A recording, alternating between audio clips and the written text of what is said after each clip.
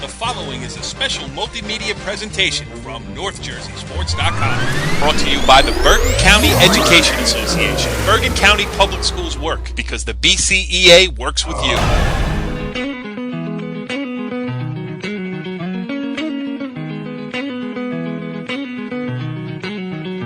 We are Talkin Hoops, NorthJerseySports.com's original multimedia series, talking all things North Jersey basketball. And this is a special edition as we get ready for the 58th annual Oscar F. Thompson Memorial Bergen County Jamboree, more affectionately known as the Jambo. This is the Jambo Preview Edition. I am Corey Doviak, being joined by our NorthJerseySports.com basketball insider, Richie Ballgame Barton. What's up, Richie B? What's happening? What's going on? Well, a lot is going on. It was a long meeting to shake out the field for the 58th Jamboree, and one of the guys who is in the room will co-host with us tonight. He is former Garfield head basketball coach, and now I think, what's your official title? Head muckety-muck over there at Garfield High School, Chris Annibal. What's up? Yeah, I'm in the middle school. I'm middle school vice principal now. Yep. So I was right. Head muckety-muck of the middle school, Yep. Not high school. Yep. Chris, you know, as we're taping this, it's getting late in the evening here, and I know you guys started at about 6 p.m. The seeds didn't come out till about quarter to 11, so there was a lot to talk about. And without getting into specifics, just talk about the tenor of the room. How hard was it to make these decisions? You guys took 25 teams. We'll go after you talk here. We'll go over the field and who got in, who got out. But just give us the general tenor of it. Yeah, we did take 25 teams, which is the most ever. But I just have this having been my first selection meeting. The work these guys put in, and that goes from Paul Pugliese to Ed Crowmer to John Ryan and Leon Steinberg and I'm forgetting somebody. Tom Curry. Tom Curry is in the room as a rep for the BCCA. But you know, we've been out beating the backwoods, if you will, the last since the season started. You know, we're watching a lot of games. We're watching several games in a day on the weekend, and you know, because I think one thing we want to do is be able to have an opinion on every team that goes up on the board. You know, it's really been interesting to watch how the meeting unfolds, because guys do have an opinion on the teams that they've seen, and we do discuss every team on the board. Some just based on, you know, not being able to reach the 650 and you know, not being able to qualify record-wise, unfortunately don't get in. But, you know, I think we do a thorough job. I think under the leadership of Paul Pugliese and Ed Crowmer, it's really it's a pleasure to watch. I was on the other end as a coach who would get this phone call on Jamboree selection night. And, you know, as a coach, you develop certain preconceived notions maybe about how things are done or how the tournament is sorted. But it's a lot of work, and there's a lot of communication, and we try to be as thorough as we can before, you know, we put the tournament to bed at the end of the night. And you know, I was happy to be a part of it tonight. Yeah, and, you know, it really is. Well, listen, Richie and I did a show last week about the Bergen County girls basketball tournament seeding meeting, and that thing went off the rails pretty quickly. And a lot of people talk about, when you talk about any other tournament, you hear it, they say, you know, we should do it like the Jambo. Get guys who just go out and watch games without a rooting interest necessarily, just there to see teams play. So when you do get in the room, there is intelligent conversation. And I think that really plays into the fact that there are 25 teams in there this year, and you can correct me if I'm wrong, but I think maybe, you know, the three that I was curious about, Richfield Park, Old Tappan, and Cliffside Park. Now, Cliffside Park beat Richfield the game night before the cutoff, which kept Richfield from qualifying automatically. Old Tappan, 7-7 at the cutoff, and you know, playing as hard a schedule as any public school team, not only in Bergen County, in North Jersey. 2 games against Teaneck, the 3-time defending champion, before the cutoff. You took all 3. I think you did a good job with that. Well, thanks. And again, there was a lot of discussion. We didn't think a lot separated the 3 teams, Cliffside Park really catapulted themselves into the conversation by winning a tough game last night against Richfield Park.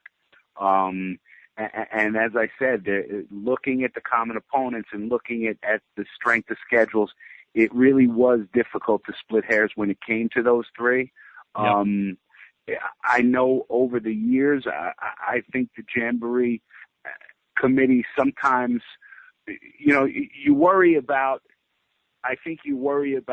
becoming too, I don't know what the exclusive. word I'm thinking too of. Exclusive. Yeah, too exclusive. Yeah. But at the same time, you want the tournament to still hold some prestige and hold some value as far as qualifying. Right. It is one of the only county tournaments in the state, as Chris said earlier, that you do have to qualify in order to get in. There's no automatic entry into the Jamboree, and I think that historically there's something special about that. So, being able to preserve that element is important to the members of the committee. You have Bergen County people there. I think Rookie Corcoran was the other committee member that I failed to mention earlier. Right.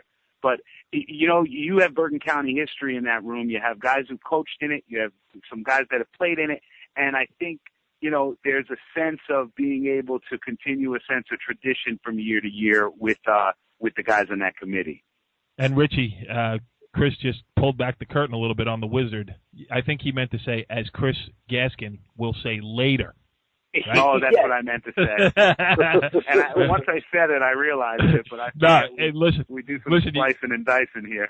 It's a perfect segue because I should mention the guest list for this show tonight, and it is rather impressive. We are going to have Al Coleman, the Pascack Valley head coach, Kevin Kirkby, the Pascack Hills head coach, Joe Sandberg, the Ramapo head coach, Mike Doto, the Cresskill head coach, Chris Gaskin, the Richfield Park head coach, will join us from an undisclosed location somewhere in Bergen County, and it is going to be a really good show. But before we get there, I think we should probably talk about the seeds a little bit here and who's in and who's out. So we mentioned the three that were in. Number one is Don Bosco, undefeated coming into the tournament.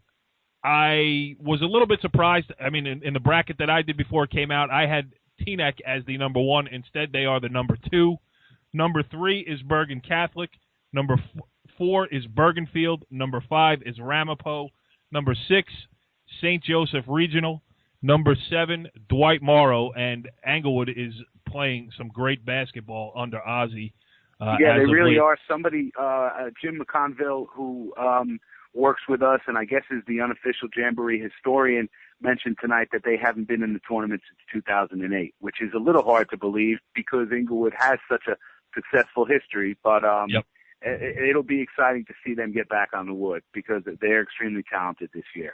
Richie, he did it again, didn't he? Yeah. Why? What'd I say? What'd I do?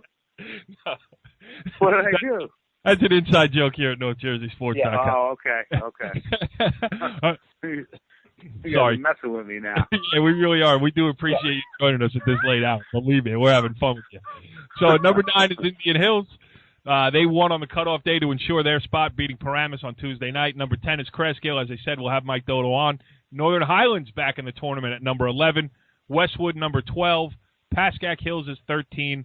14 is Richfield Park. 15, Cliffside Park. Old Tappan is number 16, so that's that trio that we just talked about a little bit. 17 is Fairlawn, another team making a return to the Bergen County tournament after 2006. Yep. 2006. St. Mary, a semifinalist last year from the number 20 spot, is in at number 18. Number 19 is Elmwood Park. 20, Chris, I know they're near and dear to your heart. That's the Garfield Boilermakers. 21, Dwight Englewood. 22, Saddle River Day. 23, Glen Rock. And number 24 is North Arlington. Who did I miss at number 25 is 25. Yep. Hasbrookite is 25. Richie B., interesting. You covered North Arlington on Tuesday night, and they lost. It was their first loss of the season, but good to see the Vikings back in. Yeah, I mean, I'm not sure exactly how long it's been since they were in the tournament, but I would, a long, long time. And, yeah, Go ahead, Chris. Go ahead, Richie. Go ahead. Somebody mentioned it tonight, but I don't remember the year. Yeah, I can't remember. I was telling Richie that I played against North Arlington back in the late '80s or early '90s, and I think they had a couple of teams back then. But since I've been doing this, which is since '99 here at NorthJerseySports.com, I don't remember them being in. Mm-hmm. So yeah, go ahead, Richie. The interesting, I really wonder if things kind of broke right for them where they would have been seated because. Again, I saw them against St. Mary's last night, and through most of that first half, they were burying St. Mary's. And then St. Mary's, hung around and kind of cut the lead and then ended up winning in the fourth quarter. But, I was thinking at halftime, they were up 2 on St. Mary's. So I'm thinking, you know what, they should be up 15-20. And right. I wonder if they ended up, if they kept going and won that game in that kind of fashion, what seed they would have been. But they're in, and you know what? I think, they're not a deep team, but I like their starting 5, and they play as hard, if not harder, than any team in Bergen County, and I'm putting that on the books. Yeah, all right, and they got a matchup. That's another good segue because let's talk about the first round here. Now, because of Super Bowl Sunday, they're moving off the normal start date of Sunday, so we got a bunch of games in 3 different locations, starting at Bergenfield High School, where number 21 Dwight Englewood will play Westwood at noon. Number 18 St. Mary's will play Cliffside Park at 1:30, and the aforementioned North Arlington Vikings will play number 9 Indian Hills at 3. Over at Old Tappan, you got 2 games. Number 23 Glenrock against Cresskill at 1:30. Number 25 Hasbrook Heights against Pascack Valley at 3. And then switching over to Bergen Catholic for the night session. Corey, I think there's one more at Old Tappan. Not to cut you off. Yeah, there's 3 at each site. Okay. I can't think off the top of my head. There are. Hold on. Check NorthJerseySports.com in the morning. We will get you that. Absolutely. We will effort to fill out the entire first round, but just quickly, at Bergen Catholic, you got 22 Saddle River Day against Northern Highlands at 4. Garfield, the number 20 against Pascack Hills at 5:30, and number 19 Elmwood Park against number 14 Richfield Park. So, Chris, it's a busy day on the opening round. Yeah, it sure is. It sure is. One of the things we had to do tonight, too, before we broke, was just discuss who was going to go where. We've got some setup and some prep stuff before the games get going, and I'll be in a couple of the sites on Saturday, and it's an exciting. The first round I've always found to be very exciting because although some of the seeds you might have some disparity, you usually have some real competitive games that first round. So and the fact that we'll have more first round games this year than ever before, again leads to the fact that some of them are some really compelling matchups. I'm sure we'll get into a little bit later, but the Elmwood Park Richfield Park matchup is very interesting, just with the 2 big men that'll be going head to head on Saturday night. And Richie, now look at it. He figured it out. That's it. I can pick up on a cue or two. I can pick up on a cue. All right. Well, we have talked about the teams that are in, the games that will be played. Now let's get moving with some of the coaches who will be coaching. First coach of the evening here, and I say evening loosely because it's getting late, but we do have Pascack Valley head coach Al Coleman on the line. He is the number 8 seed with a first-round matchup against Hasbrook Heights. Al, first of all, congratulations for getting into the tournament once again. And a top 8 seed, that's a good accomplishment for you and your program. Well, thanks for having me on, Corey. Obviously, I think very highly of you and your show, besides having Richie on your show. But, right. My thoughts exactly. I appreciate the compliment, and we're real excited to be part of the Jamboree once again, and we're just looking forward to the opportunity. Yeah, and, I would imagine about 5 minutes ago when the seeds came out, the scramble started for information against Hasbrook Heights, correct? Oh, yeah. All I know is I got the kids' throwback already on our throwback, and obviously Minik or Mianik. I know they shoot the 3-point baskets like they're going out of style, so we got to be prepared for that. Chris, from your point of view, I think you've seen Pascack Valley a number of times, correct? Yes, I have. Yeah, top 8. What were you guys thinking about Pascack Valley, and what do you think they can do here? Speaking from a basketball fan perspective, not necessarily as a committee member. Well, they're always a fun team to watch. They defend, they match up well regardless of their opponents. They're very well coached. This year, especially just with the Onderdonk brothers and and the mix of athletes that they have. I think, the committee thought highly of them. They play in a competitive division. They play some competitive independents. So, in going through the seeds, some of the seeding becomes difficult because you wind up in a loop or around where Team A is beating Team C but lost to Team D, and then Team D is beating Team A. But one of the things said in the room, or one of the comments echoed, was the respect that a lot of people have for Al's program throughout the county. Yeah, year in, year out. Yes. You're only as good as your players. You know that, right? But I appreciate the compliment, and that's a testament to our kids and how hard they work. But we're happy that people are taking notice, and hopefully we don't disappoint. All right, Richie, you got one? Just talk about how tough it is to prepare for a team that you're going to play in the biggest game of your season so far, and you really don't know much about them. I mean, is that fun? Is that nerve-wracking? I mean, just talk about the emotions that go into that. Can't you hear Al's voice? You know he's having fun. Yeah, I'm already worried about them. As you know, I'm pretty neurotic about this stuff, but it's fun for the kids, and we'll get a good scout on them tomorrow night. And obviously, I'd like to see them live, as I do most teams. But that won't be I won't be able to because we have TNEC tomorrow night, so we'll be a little bit busy. Right. But we'll get a good scout on them, and as they will probably on us, and we'll just get ready to go and give it our best. That's all we can do. Al, do you like playing a first-round game? I mean, some guys would prefer a bye, other guys want to get moving as soon as possible in the tournament. Yeah, last year we had the opportunity as well when we played Garfield in the first round. And I thought that would really help us out, getting away from any jitters because Garfield one is well coached, and they got they had a great team as they do this year as well. So I thought that was a good win for us because I thought they were a little more athletic than us. But I thought what that did was give us a little more confidence going into the Bosco game because I didn't think I thought we matched up well with Bosco, to be quite honest with you. But I thought it just gave us a little bit of confidence, and hopefully this game against Heights, we'll do the same if we're fortunate enough. Absolutely. Well, Al Coleman, we appreciate you staying up late with us tonight here on Talkin' Hoops on NorthJerseySports.com. We're big fans, and we'll see you this weekend.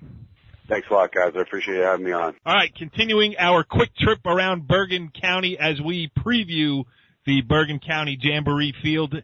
Not much time to digest the brackets, but our next coach here is Kevin Kirkby of Pascack Hills. They are the number 13. Coach, congratulations for getting in once again. Thanks, Corey. How you been? I'm doing well. I saw you guys the other night. I'm expecting a big things at the photo shoot tomorrow at Pascack Hills High School, so me and you are going to get very well acquainted over the next week or so. Sounds good. So just talk about it. You got the number 13 seed, and then we'll get the Garfield side of it from our co-host here, Chris Annibal. But, first blush is looking at the tournament. Give us what you're feeling here as you just found out that you're number 13 and playing Garfield in the opening round. That's pretty much where I thought we'd fit in somewhere around there between 12, 13, 14, 15, somewhere in that spot. There's so much parity out there this year. There's so many good teams that that are in different leagues that don't see each other. So we actually scrimmaged Garfield earlier this year. So that there was the scrimmages of war, and I anticipate the same thing happening on Saturday. Chris, you are the former head coach at Garfield High School. You are a former player at Garfield High School, and you've seen a lot of Garfield High School basketball games this year. It's interesting that you guys are on the line together. A little perspective from your side about the matchup? Yeah, I think it's going to be competitive. I did early in the year, and I know Kevin's lost a guy or two to injury since then, but really it was a battle. It's two teams that are somewhat familiar with each other in that we used to be in the same division before they moved back to the Big North. So, I think it's a good matchup. I think it's two teams that are pretty well coached, that are pretty well respected. And, I look forward to, amongst the conversation in the room tonight, people were commenting about how that's a pretty pretty interesting opening round matchup. So, you know, I would echo those comments here. Yep. How about you, Kev? What do you got to do to be successful against Garfield? Well, I know they're going to get out and they're going to pressure us, and they got a lot of guys who can play and they can shoot the ball.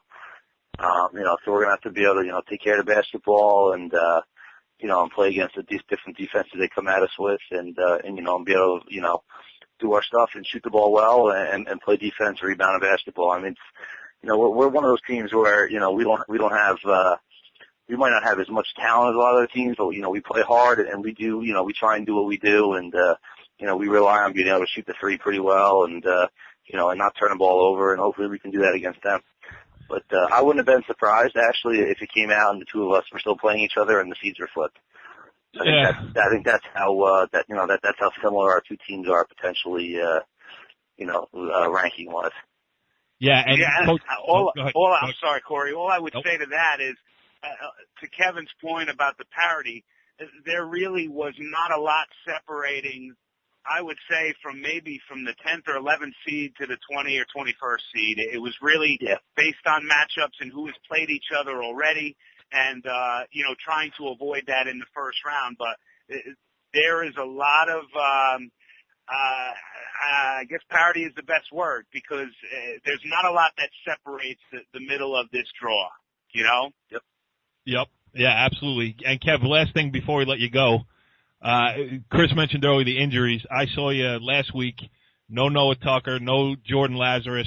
I mean, those are two guys who played big roles for you last year in the Jambo.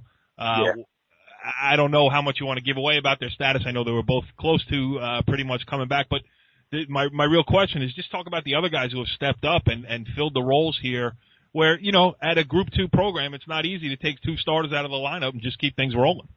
Yeah, and we've been without Tucker for the whole year. Noah Tucker was pretty much, you know, he was returning all-conference kid from last year. You know, so he's been out all year, and you know, Rob Finelli stepped in and been a great job as our starting center, and as of right now, for guys who are active, he's leading our team in scoring.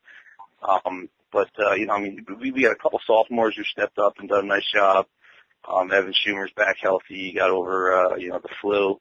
And, you know, Steve Steiger's another sophomore guard who stepped in. And we have some other seniors who were more role players last year who stepped up. You know, Zach Bernstein was a junior who you know, was a backup guy as a sophomore last year and kind of, you know, paid his dues and learned from, you know, Brian Horn, and he's kind of, you know, stepped in and helped out, and, you know, he's doing a nice job for us. But, I mean, that's one of the nice things about the kids that I have. They learn when they're young from the older kids, and, you know, the older kids have the precedence for them, and, you know, the kids know what their work ethic has to be in practice and over the summer and the off season, and, you know, when they're sophomores, they learn, and when they're seniors, they pass it on to the young kids. So it's a nice, it's a nice thing that we have going on right now, and you know, it's the kids doing it themselves, not necessarily me. But you know, we're still battling some injuries. It seems like every day in practice someone else gets banged up, but I'm not going to make any excuses. The kids work hard, and you know, we'll see what happens when we get out there on Saturday. Yeah, my parting shot. Yes. Corey, I would just add, you know, what Kevin described there is the elements necessary to have a good program, and it's not a good team from year to year. It's a good program because their younger kids do learn at a young age what's expected and the work ethic that's necessary to keep things going. And, you know, you walk in that gym and you see the number of sectional titles that they've won and the 10 or 11 league titles they've won in the last 12 years. That's not by coincidence. And although it is the talent of the kids, somebody's got to be directing that ship, and that's Kevin and Chris before him. They've done a real good job setting a standard that a lot of schools in Bergen County can follow. Yeah, and Richie Barton, you're fired. Chris Annibal, you're hired. You know, and that's complimentary of everyone. I don't know what to say next. Yeah, that's coming from a guy who's lost some heartbreakers to them. Double overtime game up in their gym and a heartbreaker in our gym the last time we played. But you know, you have to tip your hat. You have to tip your hat to someone who does it the right way and really has set things up for that program to be successful every year. Yeah, Chris, I appreciate that. Yeah, you're welcome, Kevin. And my parting shot is Zach Bernstein. I mean, he's a kid who made the huge play for you last year against Old Japan when Brian Horn was hurt in the Jambo. And this year, really, when you talk about the words true point guard, I mean that's the prototype that he is. I mean, he can handle it. He doesn't get rattled. He looks very confident. He looks like a point guard. So, he's a kid who wants the ball, and he wants the ball in his hands. So, it's nice. Well, you're going to give it to him. Yeah, exactly. All right, Kevin Kirkby, the head coach of the Pascack Hills Cowboys, heading into the opening round, obviously against Garfield. We wish you the best of luck. We thank you for joining us here at this late hour, and we'll see. I'll see you tomorrow. Sounds good. Thanks, Clark. All right, from Pascack Hills, we'll stay in the northern Bergen County area. The next coach up on our Bergen County Jamboree preview show here on Talkin Hoops on NorthJerseySports.com is one of our favorites. He is Cresskill head coach Mike Doto. And, Coach, thanks for joining us. Thanks for having me, Corey. It's always a pleasure. Do you mean that? Because, I mean, we do talk in private. Absolutely. All right. So you got the number 10 seed. First round game this Saturday coming up against number 23 Glen Rock. Just talk about what you see going in. Well, obviously we're excited to be part of the Jamboree again this year. I like my seed. I kind of figured we'd be about the 10, 11, 12 seed. I don't know much about Glen Rock. I know they have, a very good record, 9-2, I believe, or 10-2. We're excited to play them on Saturday at Old Tapan, and I'm just happy, not to be in the, playing against Teaneck for third year in a row. So we're just gonna, prepare for Glen Rock on Friday, and then hopefully, we come ready to play on Saturday. But right now, I just got to keep my team focused on Hawthorne Christian tomorrow night. We got a huge league game, so it's gonna be tough to try to juggle, not worrying about the Jamboree and staying focused for our league game tomorrow. Yeah, where is that game tomorrow? We're playing at Hawthorne Christian tomorrow night. Okay, small gym. All right, so sounds like a game that we should cover there anyway.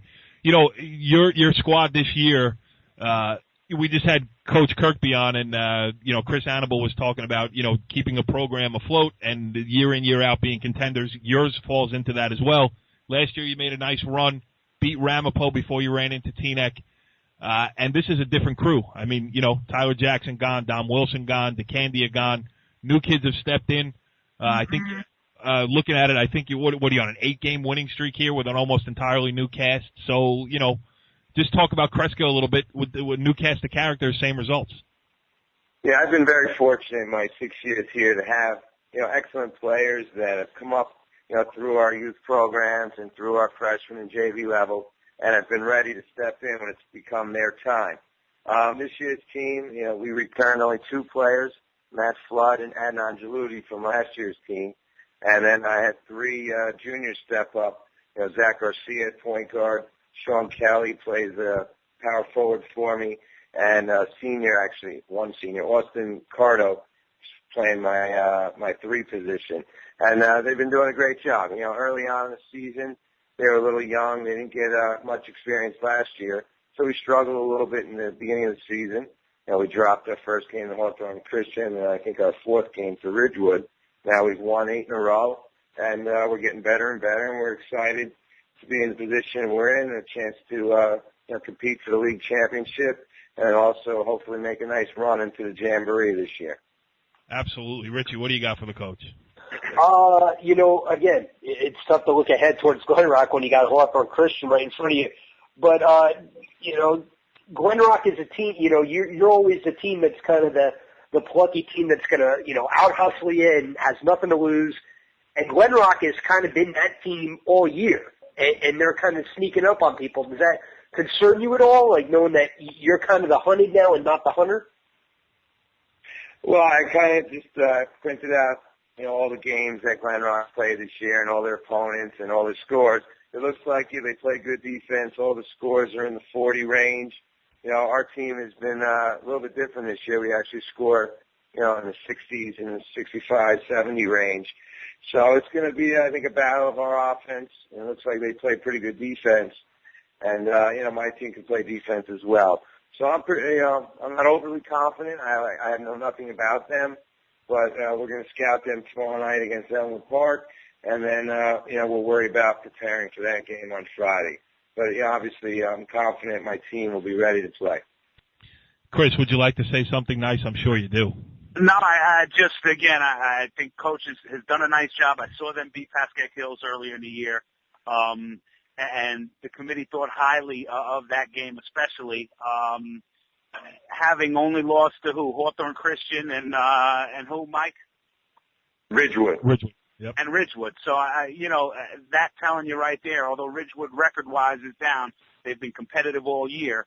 And being matched up against the Glen Rock team, who's back in the Jamboree for the first time in 7 or 8 years, it is one of those interesting first-round matchups that that we're looking forward to see, definitely.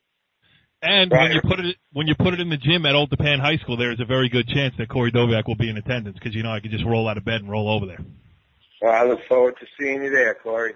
All right, Mike Doto, the head coach of the Cresskill boys basketball team, heading into the Jambo. Thanks for staying up late with us tonight on Talkin' Hoops. All right, thanks for having me, guys. All right, next up here on our whip around the 58th annual Oscar F. Thompson Memorial Bergen County Jamboree Tournament is Ramapo head coach Joe Sandberg. You got the number 5 seed coach. Congratulations on that, and I guess you'll be out watching a lot of games this weekend. Yeah, it's going to be a busy weekend for us for sure, but, thanks for having me on. And, our freshmen have a county game at 9 a.m., so I'll be there, and then I'll be right over to Bergen Field at noon. But, we're just excited, and, our kids have really worked hard for this opportunity, and, we'll be ready to go. Yeah, and you guys, you've done great things this year, off to a 12-2 start. It's been you took over last year. You got them into the Jambo. How about trying to take that next step this year? Have you been talking to the kids about that? I mean, it is a lot of it's some of the same kids, but a lot of different as well. How about just trying to move Ramapo one step forward at least? We haven't really talked about it. Really, our main goals are just getting better every day. But obviously, last year we came out and kind of stubbed our toe in that county game, and we didn't really show up. So, hopefully we'll use that as motivation going in, and, hopefully we'll be ready to play. Yeah, absolutely. Go ahead, Richie. What do you got? What was I going to say? No, I mean, I was going to ask, really, obviously everyone who knows your team knows about Matt Lacka, knows about Matt Grassi. Talk about other guys that are going to need to, because you can't just rely on one or two guys. You're going to need, your supporting cast to step up. Talk about some of those guys who are really going to need to take their game to the next level for you guys to make a run. I think really the key to our team is, our point guard, Mike Koskowski, and our other guard, Tommy Gordon. We kind of need those two guys to step up and be the players that they're capable of being. Tommy kind of had a breakout game last night. He had 18 against Hackensack, and that's really, what we need for him because, we really need another option, guy to score for us because, obviously Matt have carried the load pretty much. But if we can get that third and fourth option consistently, we should be pretty tough. Chris, you got one for him? No, Coach, I saw you against Ridgewood in early January, I guess a game that went overtime or double overtime. And I really was impressed, coming away not only with your depth, but the way your kids never stopped fighting. There were a couple times, even in the overtime, that you were down 4 or 5, and they just kept coming. And even, I think, late in the game, there was an offensive foul called on Grassi that could have put it away the other way, and I was really just impressed with the way they fought. Conversely, I saw you against Bergen Field in a heartbreaker after you scrapped and fought your way back, and then, you lose on a buzzer beater. But I know some of the comments in the room tonight. The committee was very impressed. We thought that 4, 5, and 6 could have gone in any way. It could have gone Ramapo, Bergen Field, Joe's. It could have gone Joe's, Bergen Field, Ramapo, because you beat. I guess you beat Joe's and Bergen Field beat you, and then Joe's beat Bergen Field. A lot of it had to do with the potential second round matchup as to who ended up where, but everybody kind of thought that group of 3 were separated by hairs. So again, congrats on what you've accomplished so far, and we look forward to some more success from you guys. Thank you. I appreciate it. I'm telling you, Chris Annibal can break it down like nobody else, and he can say "I love you" in more words than anybody I've ever met. Yeah, Corey, I'm one of those guys. You put a mic in front of me, I don't stop talking. Well, my wife you know would what? beg to differ. I'll tell you that much. Well, she has to put a mic in front of you in the house. Yeah. She wants to shut me off. Well, join the group, pal. So, Joey, going forward here, a couple quick ones for me. How about for you personally? I mean, you played in the Jambo. Last year was your first year leading a varsity team into the Jambo. How about for you? Different this year? Emotions different, or still get that nervous excitement? How are you feeling personally? I think I'm just as excited as I was as a player. I mean, last year I was really excited because we hadn't been there in a while.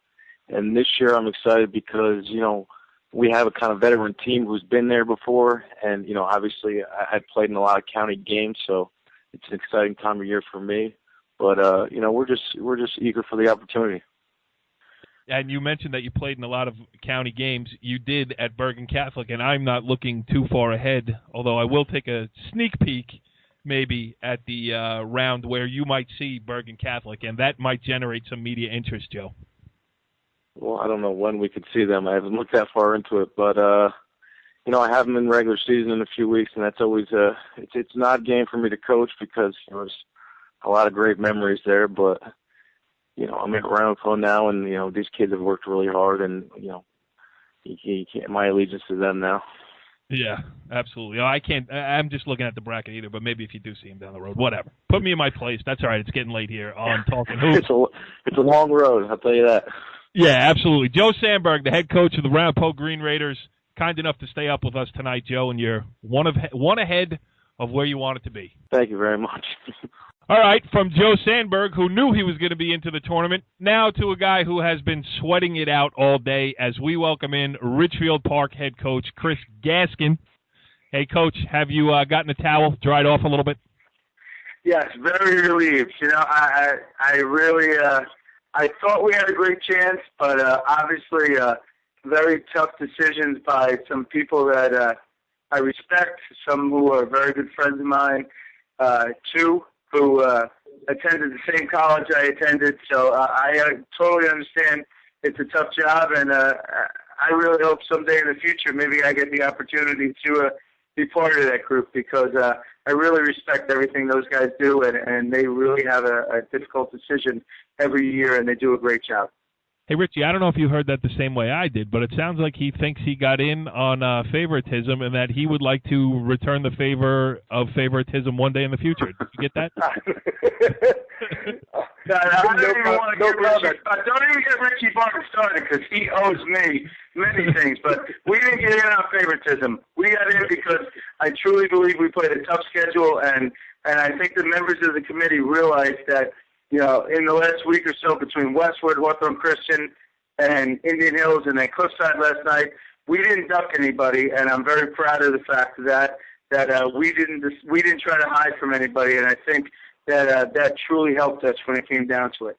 No, I agree with you, and of course, what I was saying was in jest. I mean, you and I spoke during the day, and I gave you my honest opinion. I thought you were going to get in based on your strength of schedule and based on the fact that you have a history of success in this program. I know previous years, and Chris Annibal, you can correct me if I'm wrong here, and previous years are not supposed to have any bearing on current tournament. But when you think Richfield Park and you're wondering whether you should leave him in or put him in or take him out, you think Richfield Park and you think about success in the tournament. So Chris Annibal, yeah, I mean that that you're saying last year's team had anything to do with it, but this is Richfield Park we're talking about. No, and being a newcomer to the committee, I was curious as to how the selection meeting actually runs, but we do discuss every team that has applied. And one of the things discussed when Richfield Park came up was, in fact, their strength of schedule. It was the number of Jamboree teams they played.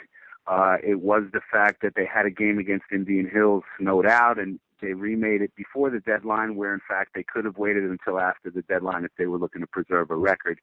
And I think, like some other teams, Coach Gaskin does a good job. His kids, they handle themselves the right way, and they represent their school and their community. And without getting into specifics, there were a few teams on the bubble, if you will, going into today. And I think overall, their level of competition and the way that they they'll represent the Jamboree were factors in having them selected tonight. Yeah, I and I'll take it a step further. Speaking from my side, I mean, I think, and the conversation probably ran long on Ridgefield Park, Cliffside Park, and Old Tappan, and I think you made the right decision by taking all three because you want to play the tournament with Troy McLaughlin and Old Tappan. You want to play the tournament with Dondre Roden, Charles Heslin, and Ridgefield Park. And you want to play the tournament with Cliffside Park, which is historically one of the historic programs, and under Sean McIsaac has, really risen from the ashes. So, you can debate, one game here, one game there over the course of the last 2 months. But I think in the grand scheme of the tournament, I think the Jambo is better when all three of those teams are involved. So, Chris Gaskin now. You guys are in. I'm sure that you want to justify your selection with a good showing here, coming off a tough loss against Cliffside Park, coming off a huge win against Indian Hills. What's Ridgefield Park feeling like here? Guys are very excited. I've spoken to Dondre, spoken to Charles, spoken to a couple guys. Honestly, I called Dondre. I congratulated him. I believe he's the first player in school history to be part of 4 straight Jamboree teams. He played varsity as a freshman.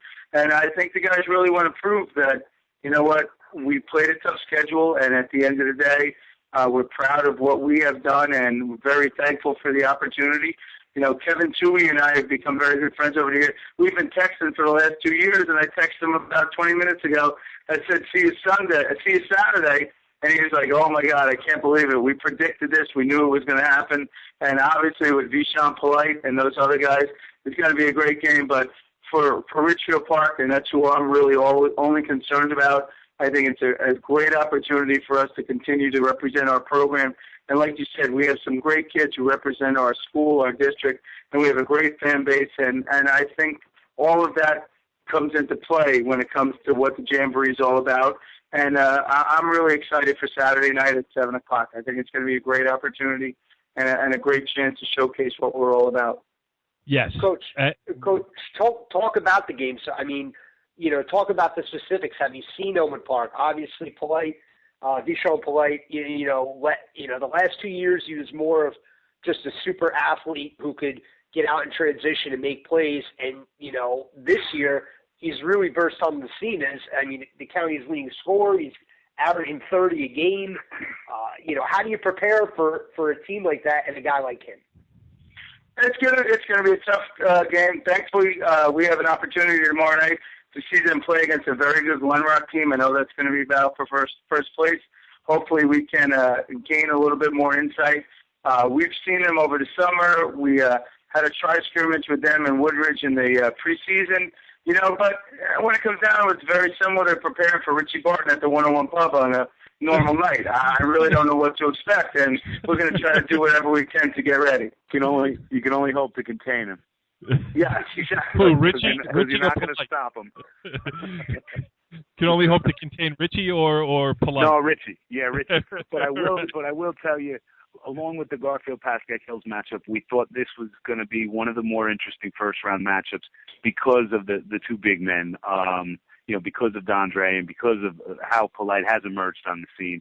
And watching them go at it on Saturday night, it'll be a treat. It'll be as if you're watching LeBron and Carmelo go at it at the Garden. Well, I agree. Dondre is a kid who I think everybody just expects so much more from. He is the prototypical low post player. He has certainly developed a little bit more of an outside game.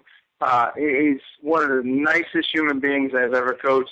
I know Kevin Toohey well. I know he really enjoys Polite. Their football coach, Mike Farrington, is my teacher assistant at Ridgefield Park. And we've talked often about the Elmer Park kids. I know how much he speaks highly of them. I think it's going to be a great opportunity. And, when it comes down to it, I'm just, like I said, I'm privileged. I've always told Corey, Chris, you and I have become very good friends over the years. The Bergen County Jamboree is, in my opinion, the most prestigious tournament in the state of New Jersey, the longest running from what I believe. And I think you guys do a tremendous job. And we're just really excited to get the opportunity and to play a team like Elmer Park. Kevin Toohey's a great guy. and their players. I think it's going to be a great opportunity. Just excited to be part of it. And, yeah, no doubt, we were sweating it out, but it really feels good to have that opportunity to represent the village of Richfield Park, the town of Little Ferry, and the whole entire Richfield Park High School. Yeah, and I think it speaks highly of you as well that you got a 14 seed. I mean, you're not the 25th seed, so people were thinking highly about you. And the things you said about D'Andre, and I covered you the other night against Indian Hills, and I didn't put it in the article because I couldn't really figure out a good way to put it into words. But one thing I'll say about D'Andre, and Chris Annibal, you'll appreciate this as a coach. Late in the game, Richfield Park has it sealed. They're running clock, keeping the ball away. Get the ball underneath to D'Andre Roden, who could have, all by himself, could have jumped and, ripped down the backboard with a jam that would have brought the house down as far as the fans and everything else. The kid just turns, looks, throws it back outside. Wasn't selfish, didn't want 2 more points, didn't want anything, just to get the win. So, I think that says everything you need to know about the kid. It's funny, I told him today, I said, D'Andre, I really didn't want to tell you, but you have 12 games, 13 games left in your high school career. You need 150 points to be a 1,000-point scorer. Next time you get the chance, you better goddamn well go in and dunk it. Yeah, well, I mean, he's just such a good kid. And without a doubt, and like I said, we've been in the Jamboree now 8 of the last 9 years. I'd like to believe program reputation helped us tonight, but I also believe that, I'm very, very fortunate. I've coached some tremendous kids and some very good teams, and I'm very appreciative to have this opportunity. And I think I'm speaking for all the members of the Richfield Park basketball community.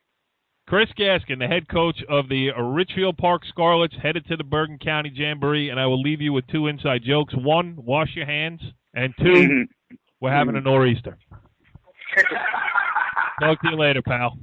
Thank you, guys. As always, I appreciate your time. Well, I don't know how we could sum it up any better than having Chris Gaskin on from that undisclosed location, someplace deep in the bowels of Bergen County. But you could tell the excitement in his voice. I think everybody associated with Bergen County basketball, fans, players, coaches, especially the ones who are in the tournament, are certainly probably feeling similar feelings of excitement as we move forward towards the first round of the Bergen County Jamboree on Saturday. And Chris Annibal, I don't know how to thank you for the yeoman's work you pulled off for us here tonight.